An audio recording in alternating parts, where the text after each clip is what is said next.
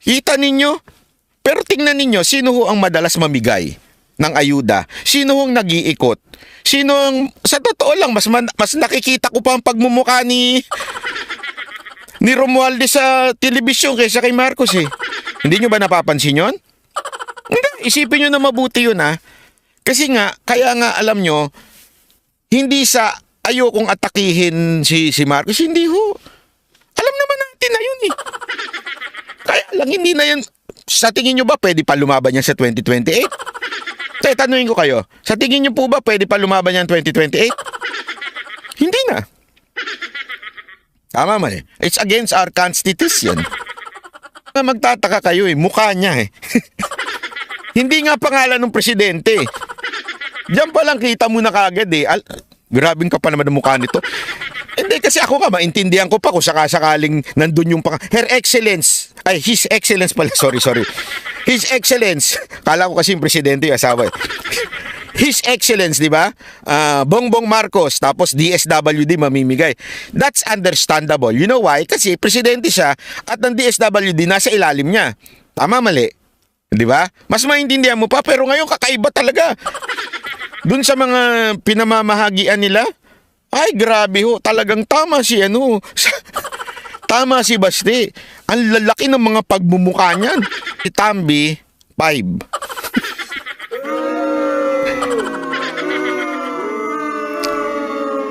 Mantakin mo from 56 to 5. Ngayon, magtataka ka kung bakit hindi lumabas to?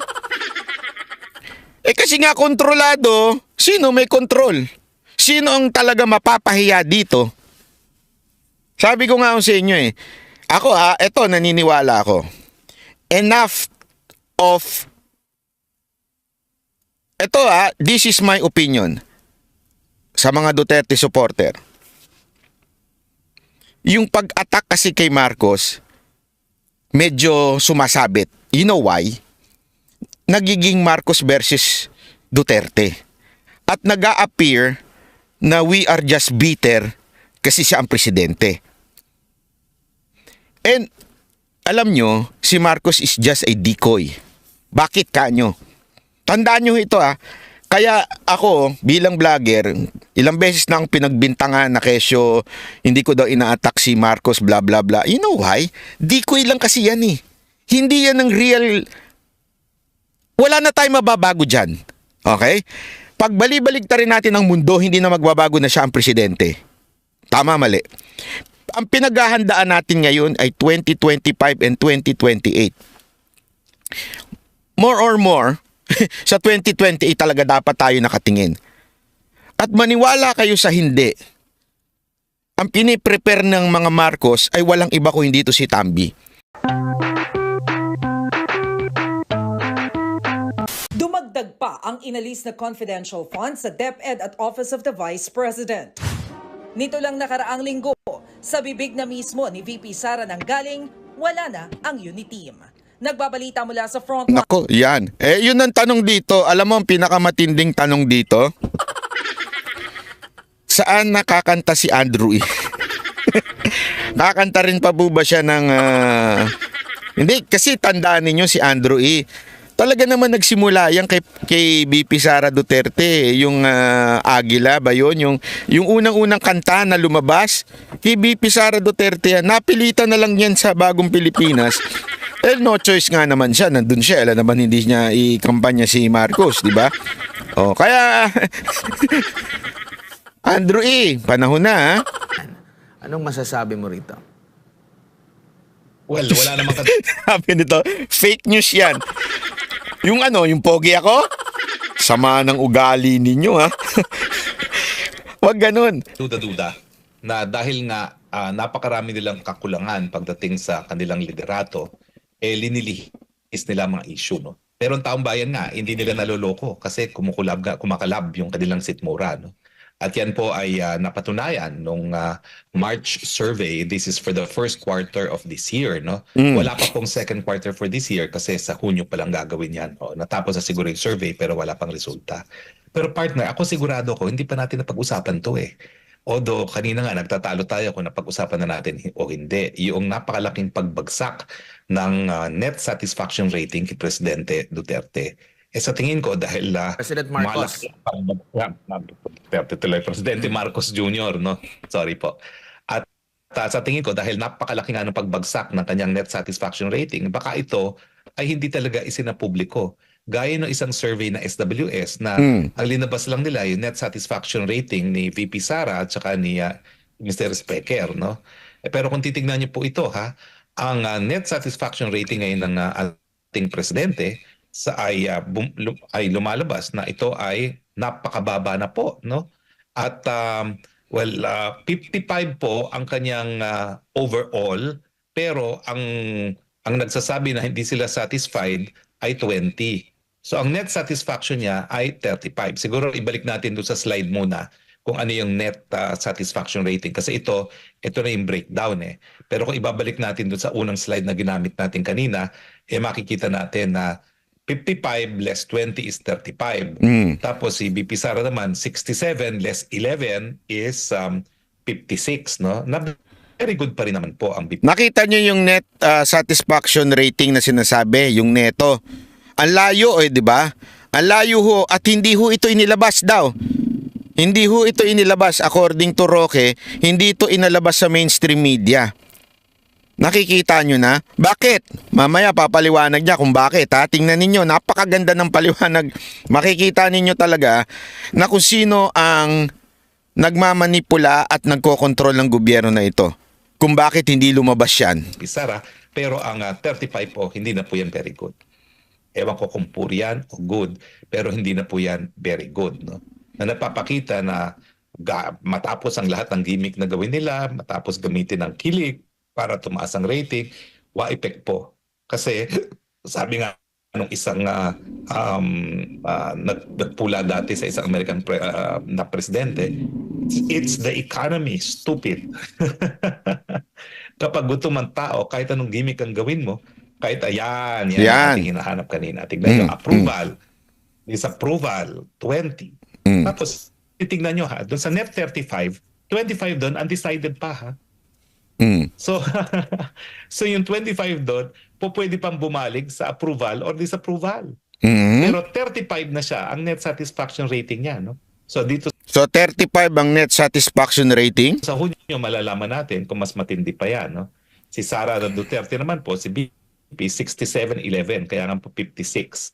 At ang decided niya ay 22. Ang layo, di ba? Nakita ninyo. 50 plus, 55, 56, I think. Yung kanyang neto. Si Marcos, 30. Hindi yun ang problema dito eh. Okay? Ay, iyan, tanggap na natin yan eh. Alam na natin yan ever since.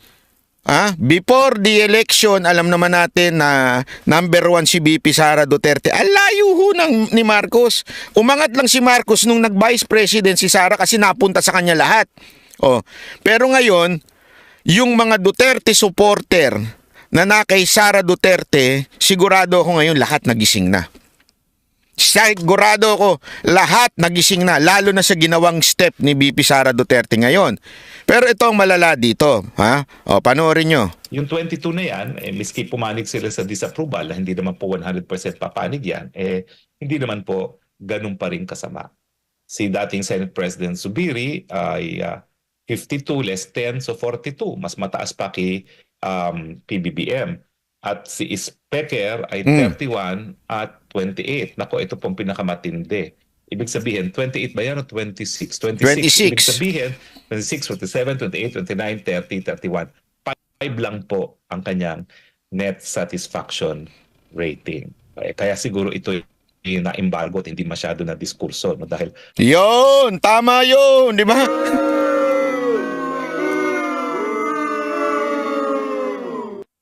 Ano kanyo? 56 si BP Sara Duterte neto. Alam naman ibig sabihin natin ng neto, di ba? Yung total. Ilan si Tambi? Si Tambi, 5. Mantakin mo from 56 to 5. Ngayon, magtataka ka kung bakit hindi lumabas to? Kasi nga kontrolado, sino may kontrol? Sino ang talaga mapapahiya dito? Sabi ko nga sa inyo Ako eto naniniwala ako. Enough of this is my opinion sa mga Duterte supporter. Yung pag-attack kasi kay Marcos, medyo sumasabit. You know why? Nagiging Marcos versus Duterte. At nag-a-appear na we are just bitter kasi siya ang presidente. And alam nyo, si Marcos is just a decoy. Bakit kanyo? Tandaan nyo ito Kaya ako bilang vlogger, ilang beses na akong pinagbintangan na kesyo hindi ko daw ina-attack si Marcos bla bla bla. You know why? Decoy lang kasi yan Hindi yan ang real. Wala na tayong mababago dyan. Okay? Pag bali-baligtarin natin ang mundo, hindi na magbabago na siya ang presidente. Tama, mali. Ang pinaghahandaan natin ngayon ay 2025 and 2028. More or more, sa 2028 talaga dapat tayo nakatingin. At maniwala kayo sa hindi, ang piniprepare ng mga Marcos ay walang iba kung hindi ito si Tambi. Kaya lahat, kita nyo, nabili. Lahat ng mainstream media nabili. Hindi lumalabas yung mga ganitong balita na 5 na lang ang neto. 5 na lang, 5% ang neto ni Speaker. Kita ninyo? Pero tingnan ninyo, sino ho ang madalas mamigay ng ayuda? Sino ho ang nag-iikot? Sino ang, sa totoo lang, mas nakikita ko pa ang pagmumukha ni Romualdez sa telebisyon kaysa kay Marcos Hindi nyo ba napapansin yun? Hindi, isipin nyo na mabuti yun Kasi nga, kaya nga alam nyo, hindi sa ayokong atakihin si Marcos, hindi ho. Alam naman natin na yun Kaya lang hindi na yun. Sa tingin nyo ba pwede pa lumaban yan sa 2028? Kaya tanungin ko kayo, sa tingin nyo po ba pwede pa lumaban yan 2028? Hindi na. Tama man It's against our constitution. Pero sigurado akong lalaban 100%, 200, 300% si Romualdez. He is really preparing. He is, isipin nyo ito kahit nga ho yung mga vlogger na di umano binayaran. Di ba yung mga umaamin na di umano binayaran? Walang ibang ginawa sila kung hindi purihin si Romualdez. Hindi nga nila pinupuri si Marcos Pinagtatanggol nila. Tama. Pinagtatanggol nila si Marcos. Pero never nilang pinuri. Pero si Romualdez, kaliwat kanan ng pagpuri nila. Doon, makikita mo na itong si Romualdez ang talagang kumokontrol ng lahat. Siya ang may diskarte sa siraan si VP Sara Duterte. Lahat nagsimula. SMNI, sino ho ang tumarget? Ang Kamara. Lagi ho yan. Sa tingin ninyo yung mga galaw ngayon sa Davao, yung gusto nilang magmukhang magulo ang mga Duterte, magulo ang Davao, masira ang pangalan ng Duterte sa international community. Sa tingin ninyo, galaw ho yan ng ni Marcos? Hindi ho. Wala na. Sabi ko nga sa inyo, baka nagsha-champagne na lang yun Hindi, ako feeling ko, tumatawa lang yung mga yun. Yung mag-asawa na yun, sige lang. Banatan nyo lang kami. Kami lang banatan ninyo. Para mabaling dito sa kabila.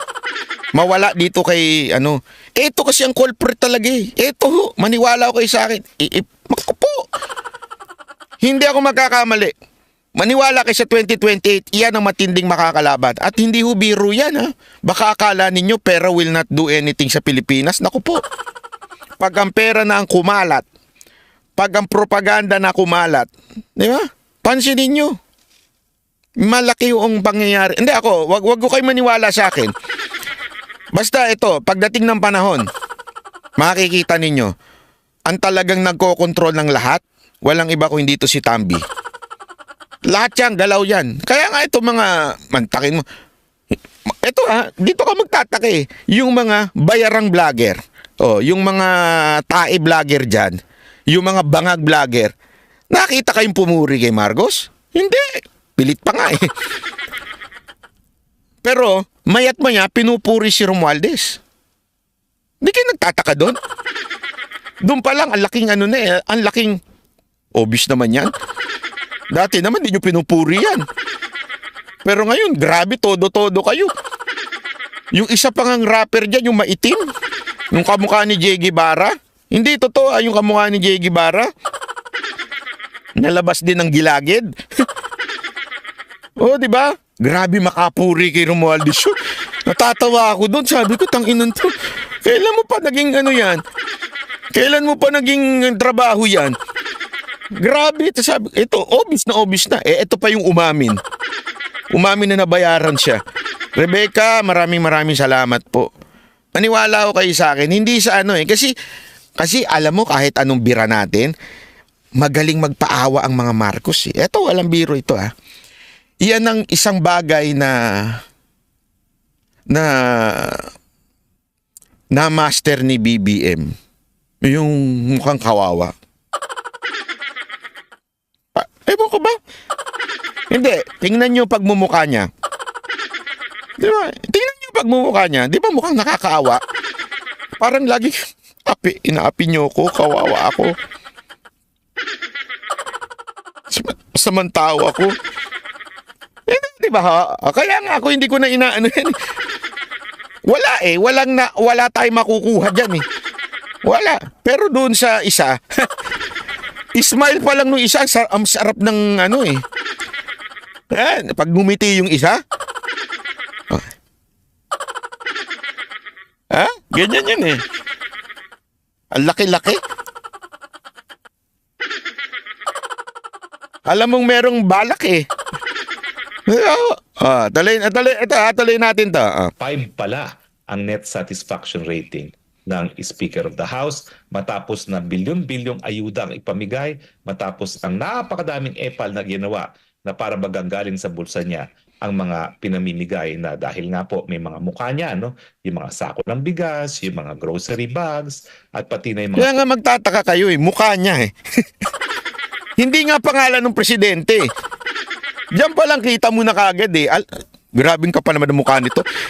Hindi kasi ako nga, maintindihan ko pa kung sakasakaling nandun yung Her Excellence. Ay, His Excellence pala. Sorry. His Excellence. Kala ko kasi yung presidente yung asawa eh. His Excellence, di ba? Bongbong Marcos, tapos DSWD mamimigay. That's understandable. You know why? Kasi presidente siya at ng DSWD nasa ilalim niya. Tama, mali. Di ba? Mas maintindihan mo pa, pero ngayon kakaiba talaga. Dun sa mga pinamamahagian nila, ay grabe ho, talagang tama si tama si Basti. Ang lalaki ng mga pagmumukha niyan. Ang laki na nga ng mukha. Ang laking tao na nga, laki pa sa tarpaulin. Buti nga ngayon medyo lumiit pa eh. Parang si Mar Rojas. Oo, ganun talaga. Kasi nga, pumopormanate. Lagi niyong tatandaan yan. Ha? Lagi niyong tatandaan. Yung presidente, isa lang ang intention yan. Isa lang ang nasa utak at ang goal ng isang presidente. Ha? Hindi o si Pangulong Duterte, pero itong mga nakaraang presidente. At saka itong si Marcos. Isa lang ang goal niyan. Alam niyo kung anong goal niyan? Hindi sila masipa. Hindi sila matanggal. Yun lang sa kanila eh. Matapos lang nila yung term nila, yun lang ang success nila, yun ang goal nila eh. Matapos yung term nila at hindi sila makudita. Yun ang goal nila. Pero, yung mga amuyong, katulad ni Pinoy, sino amuyong niya? Si Mar Rojas. Diba si Mar Rojas? Ever since, siya na ang talagang nagkayod ng yelo. Lahat ginawa na eh, di ba? Para pumapel sa media. Kita nyo, ganun na ganun din si Tambi. Alam nyo, ang walang ganyan, actually meron pala pero nasa oposisyon. Pero ang walang ganyan sa administrasyon, si Pangulong Duterte, may nakita kayo sa administrasyon ni Pangulong Duterte na nag-epal-epal para tumakbong presidente? Wala. Nakita nyo? Wala, di ba? Wala nga tumakbo eh. Sino lang ang tumakbo? At nag-epal-epal. Si Robredo. Tama, mali. Yun lang ang nag-epal-epal, nag-ingay-ingay. Nagpakalat ng fake news. Tapos yung pala, tatakbong presidente. Kunwari, deny din. Isipin nyo, yung lagi nilang script. Wala pa yan sa isip ko, ang focus ko, trabaho. Di ba? Lagi namang ganyan eh. Wala pa yan sa isip ko, ang focus ko, trabaho. Oh, tapos pagdating ng eleksyon, ayun, tumakbong presidente. Oh, ano ba sagot ni ni Romualdez? Wala din sa focus niya yan. Basta siya nagtatrabaho. Oh, yun eh, di ba? Oh, anyari. Asahan nyo, maniwala kayo sa hindi. 2028, yan, si Tambi ang mangunguna. Yan ang ikakampanya ni Marcos. Yan ho talaga. That's the true. Ako mga kababayan, yan ho ang dapat nating bantayan. Hindi ho si Marcos na binabantayan natin. Wala na yan eh. Tapos na yan, di na mauulit yan. Ayuda na pinupuntahan niya kapag namimigay ng ayuda. At kahit pa nga tumakbo, hindi na mananalo yun eh. Katingin ninyo sa estado ngayon, mananalo yan? Nanalo lang yan dahil kay BP Sara Duterte. Ngayon wala na si BP, hindi mananalo yan kung kahit pa tumakbo yan na hindi naman pwede. Pero kahit tumakbo pa yan. Ang posible pa talaga malinlang ng taong bayan ang etong si Romualdez. Kasi alam mo, hindi biro yung paglabas niya ng pera. Hindi ho biro yung araw-araw. Kasi ang dami nagme-message sa akin eh. Ang dami nagme-message sa akin yung mga picture ni Romualdez doon sa lugar na to. Nagpunta sa amin dito si Tambi, nagpunta sa amin si Tambi dito, nagpunta sa amin si Tambi dito, nagpunta dito, ganito, ganyan. Nagpunta sa amin, namimigay. Araw-araw ganun ang ginagawa niya. Sa lahat ng probinsya. Sa tingin ninyo, hindi malang epekto yun sa mga, pasensya na po sa mga mahihirap nating kababayan. Alam mo naman na mahihirap nating kababayan minsan. Basta maabutan mo, medyo, sino yung nagbigay sa amin? Yun na kagad ang nasa isip. Di ba? Yun na kagad ang nasa isip. Although, marami pa rin naman sa kababayan nating ang tumatanggap lang dahil, hindi, tumatanggap lang pero hindi naman boboto. 'Di ba ho? Kaya nga alam nyo, tama sabi nito, ang importante ay yung mahalaga. Ay mali. Ang importante, organic po ang support ni Sara. Oo nga eh. 'Di ba? Totoo naman eh. Yun po ang importante. At saka alam naman po natin na talaga na naman itong ginawa ni... Alam mo, meron ako napanood na video. Ang ganda no napanood kong video sa TikTok. Nakita ko na si BP Sara Duterte, tuwang-tuwa yung mga guro. For the first time in their entire life, yung iba, mga 10 years, 20 years na, first time silang magkaroon talaga ng yung bawal istorbohin ng mga guro sa kanilang vacation o yung kanilang 30 days vacation. Nagulat nga ako eh. So, ibig mo bang sabihin walang bakasyon ng mga guro? Hindi kasi ito yung mga guro pong nagsalita. Nakita ko sa TikTok yun mga guro ang nagsalita at sinabi nila, for the first time in my career, ngayon lang kami nagkaroon ng tunay na bakasyon na 30 days kasi naglabas si BP Sara Duterte ng polisiya na bawal istorbohin for 30 days yung mga nagbabakasyong guro. For the first time ho yun sa kanila. Kaya nga maraming nalungkot eh. Maraming natuwa dahil tayo mga bilang Duterte supporter natuwa. Pero alam nyo, yung mga guro, nalungkot sila nung umalis si BP Sara Duterte kasi maraming gusto yung mga ginagawa ni BP Sara Duterte sa kanyang sa kanyang trabaho bilang isang DepEd secretary.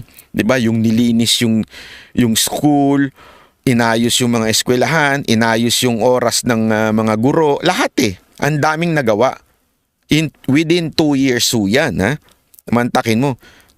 Kalagitnaan po yan ng mga attack. Di ba? Isipin nyo Dex,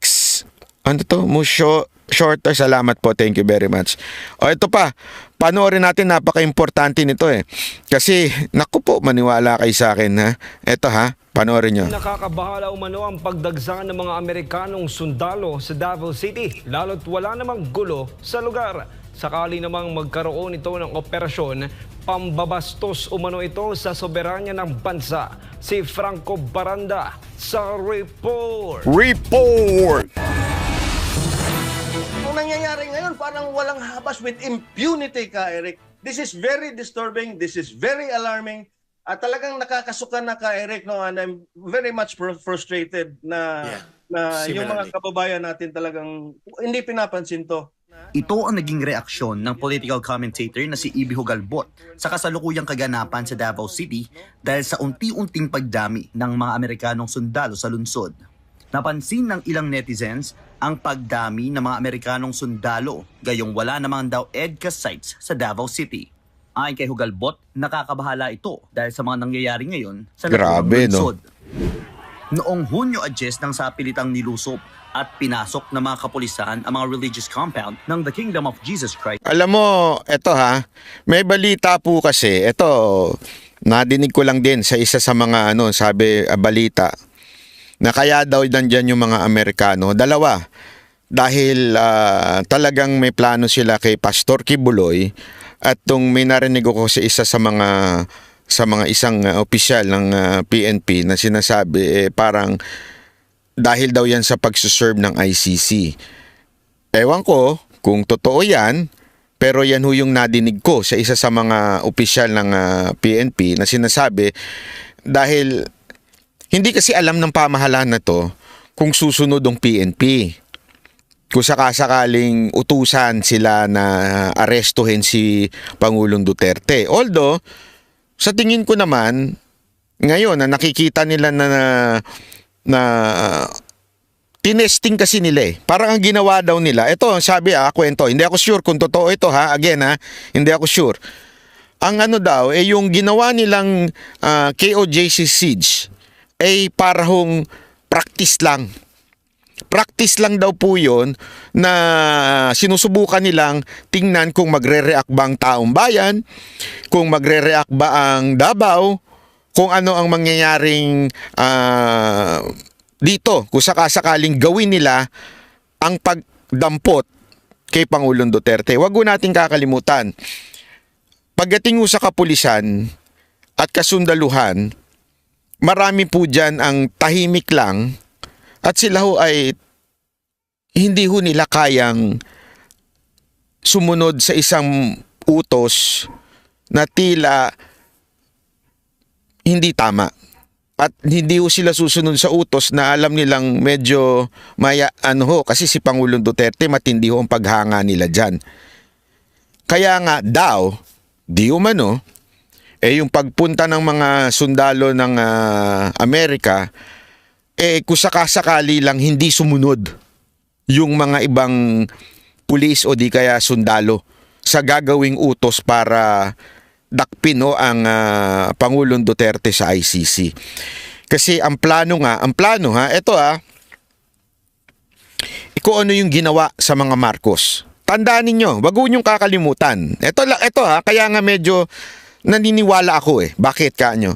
Don't ever forget, ginawa na nila yan kay Marcos Sr. Hindi naman, the EDSA revolution, sasabihin na nating maraming tao, pero tandaan nyo, sabihin mo ng 2 milyon na nagpunta sa EDSA, which is impossible. Okay?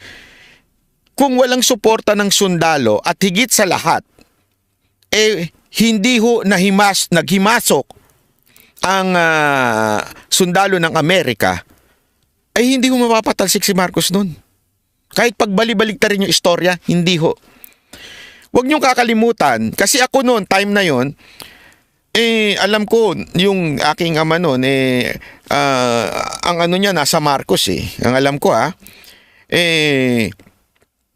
kaya ang pinapanood namin, yung marami pa pong sumusuporta nun kay Marcos. Nagrarally pa nga sila to defend Marcos in Malacanang. Naalala nyo, nandun nga nakuha na ng video na naka-fatigue, na nakasundalo si Bongbong, di ba?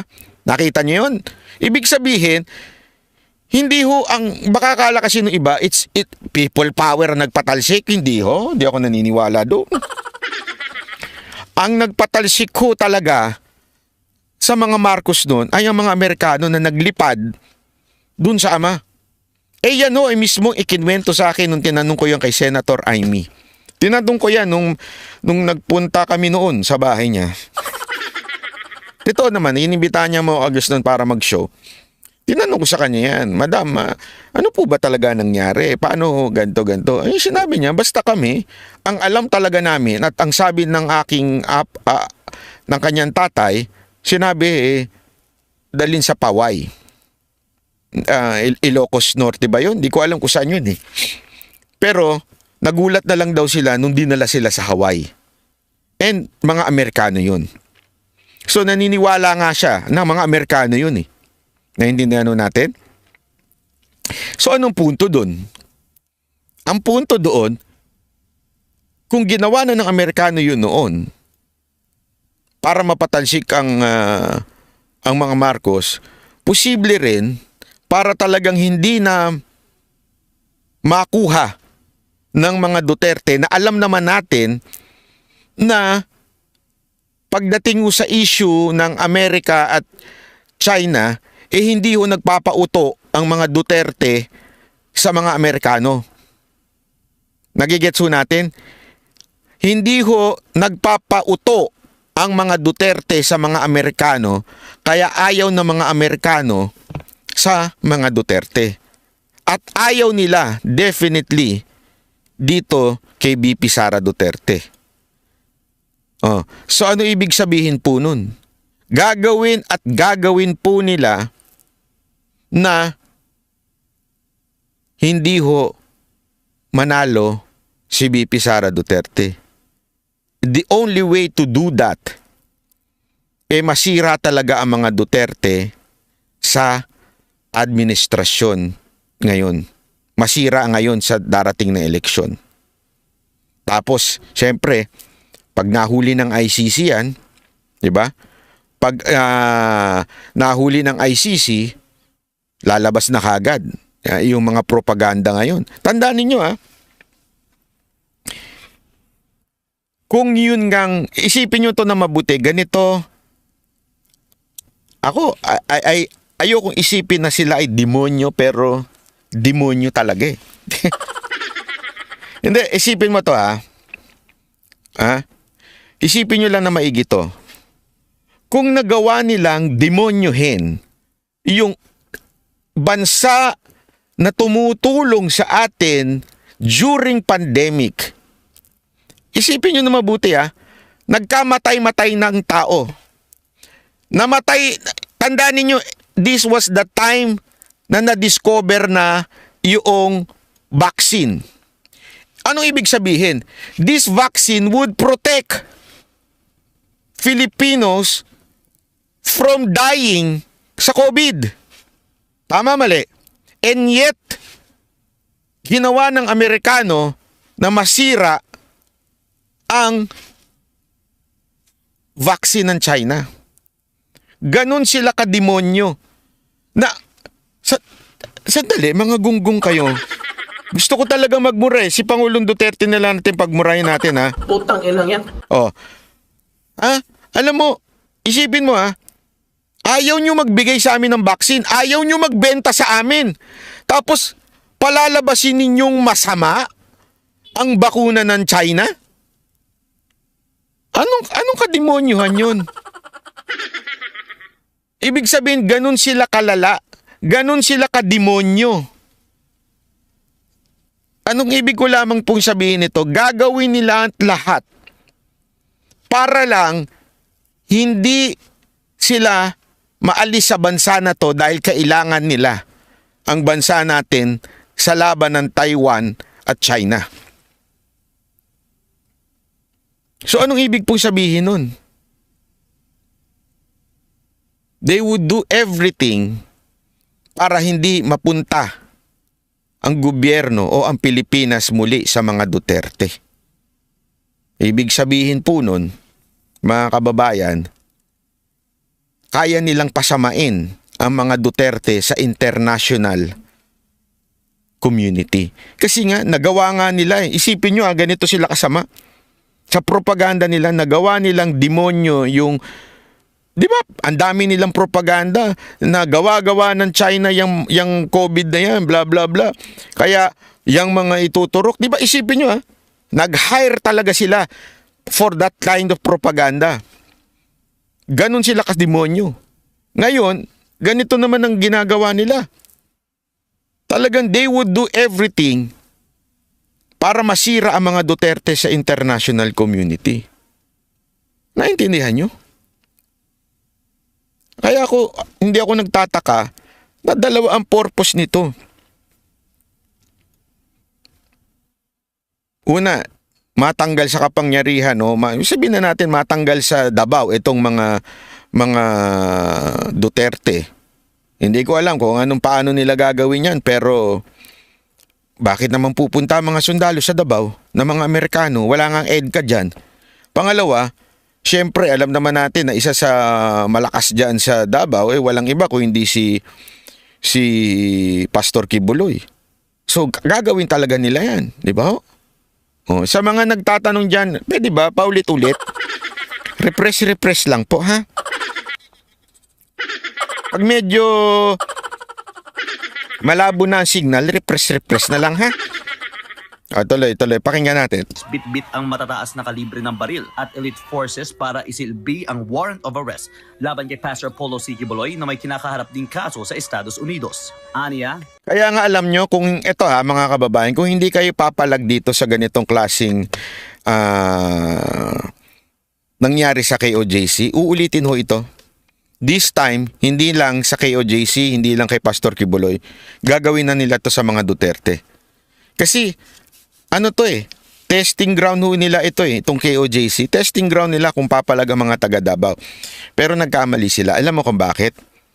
Ako, malaking bagay na sa tingin ko isa sa mga dahilan kung bakit. Kasi tandaan ninyo during the Independence Day, hindi sumama si VP Sara Duterte. That's a statement. Saan siya nagpunta? Sa Davao. Hindi niya ginamit yung bagong Pilipinas na nire-require. Mantakin mo, requirement ito sa lahat ng nasasakupan ng executive o nasasakupan ng gobyerno in particular. And yet, hindi sinunod ni VP Sara Duterte. Ngayon, ano ginawa niya? Nagpakita siya. Okay, ganyan pala gagawin nyo. Sige, resign ako. Tingnan ko. Matindi ito. Matindi itong nangyari to. Salamat po sa mga tumatayo. Sana mga kababayan sa mga tumatayo para sa ating bayan. Alam ko nasa ibang bansa yung iba sa atin. Marami sa atin nasa ibang bansa. I-share nyo na lang. I-share nyo yung mga video na ito. Malaking bagay Wag ho tayong manahimik. Alam nyo, dyan sila takot Takot sila pagka meron silang nakikita na kumakalat sa social. Maniwala ko kayo sa akin, napapraning sila pagka nakikita nila sa social media. Kaya sana, alam ko na hindi kayo makakauwi dito para sumama sa mga rally. Sa social media ninyo gawin ang people power. makikita rin